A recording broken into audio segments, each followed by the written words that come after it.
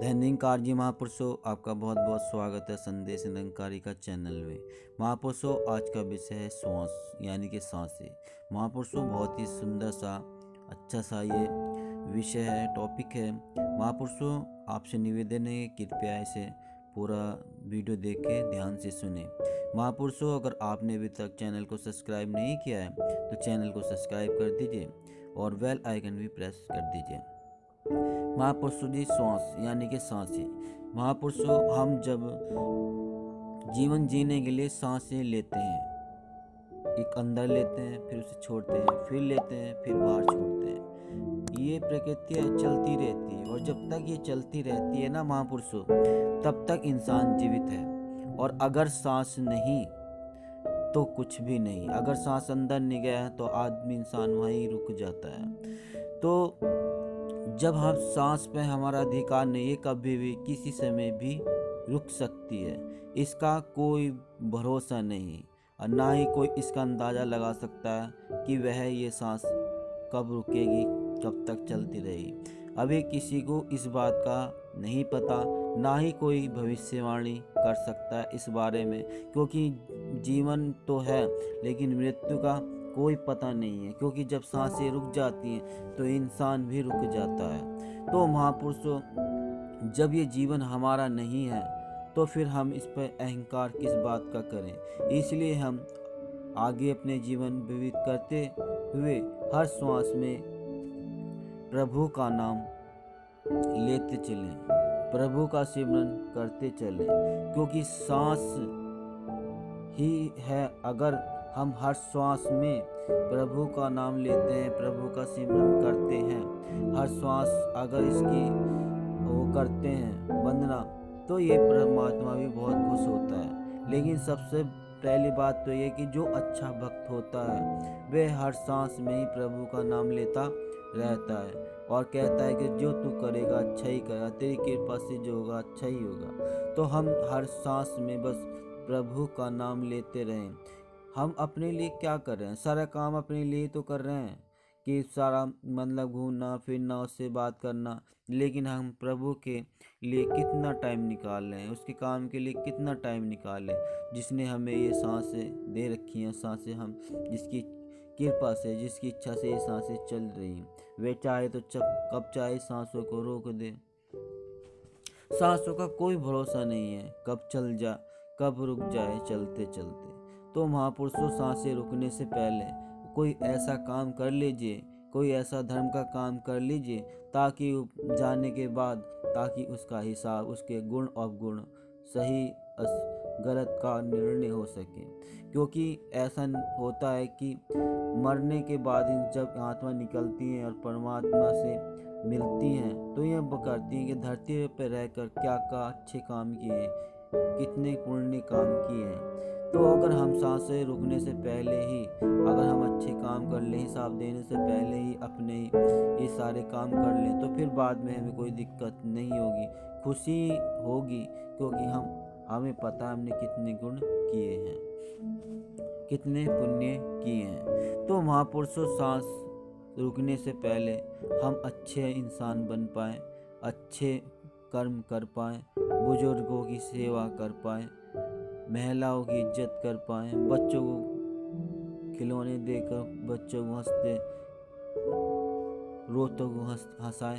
तो महापुरुषों, हमें अच्छे काम करते चलें, नेक काम करते चलें ताकि हम गर्व हो सके, हमें खुशी हो सके और हम कह सकें गर्व के साथ कि हमने अच्छा ये काम किया है। तो महापुरुषों, अगर हम अच्छा सोचेंगे तो अच्छा कर भी पाएंगे, और जब महापुरुषों हम अच्छा कर पाएंगे तो अच्छा हो भी पाएगा, और जब अच्छा हो पाएगा तो हम अच्छी ज़िंदगी जी सकेंगे, और जब हम खुद अच्छी ज़िंदगी जिएंगे तो हम दूसरों की अच्छा भला करने की भी कोशिश करेंगे। क्योंकि एक भक्त हमेशा यही करता है। तो महापुरुषों, बस श्वास पे किसी का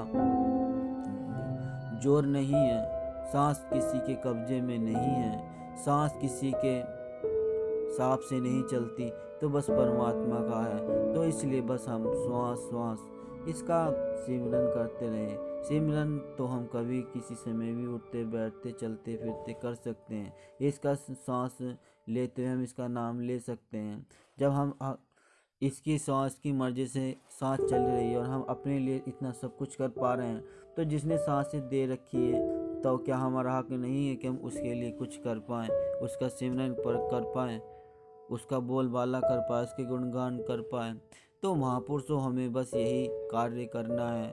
हमें एक भक्त बनकर बस इसका गुण गाते चले जाना है। अगर ये खुश है तो सब कुछ है, सब कुछ बढ़िया है। अगर ये राजी है, ये इन पर दया है, तो इसकी पनाह में हमारी ज़िंदगी ऐसे संवर जाएगी, हमें कभी पता भी नहीं चलेगा और हम एक जीवन मस्त की मौला ज़िंदगी जीते हुए अपने जीवन अच्छे व्यतीत करके चले जाएं। क्योंकि ये तो एक परम सत्य है, क्योंकि जीवन में जो यहाँ पे धरती पर जो आया, एक दिन उसको जरूर जाना है। तो फिर दुख किस बात का करना है, खुशी खुशी अपना सेवा सिमरन करते चलें और मस्त इसके चरणों में रहते हुए, इसकी पनाह में रहते हुए अपना जीवन व्यतीत करते चलें। यही एक भक्त का सही उद्देश्य है। महापुरुषों, हम भक्त अपने लिए बनना है। ये नहीं कि हम किसी को दिखावा करके बने, ये वैसा नहीं करता। हमें अपने लिए ज़िंदगी सुधारनी है, चाहे कोई कैसा भी करे, इससे हमें कोई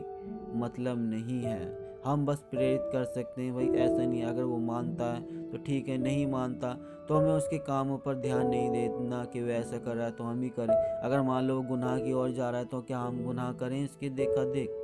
नहीं। हाँ, ऐसा कर सकते हैं, अगर वो अच्छा काम कर रहा है, भले का अगर काम कर रहा है, तो हम उसके देखा देख भलाई कर सकते हैं, अच्छाई कर सकते हैं, ये तो कर सकते हैं। लेकिन बुराई कभी या फिर गद्दारी या फिर ऐसा कोई काम नहीं करना हमें देखा देख, जिससे हमारी भक्ति में रुकावट आए या हमारी अच्छा बनने से कोई रोक पाए।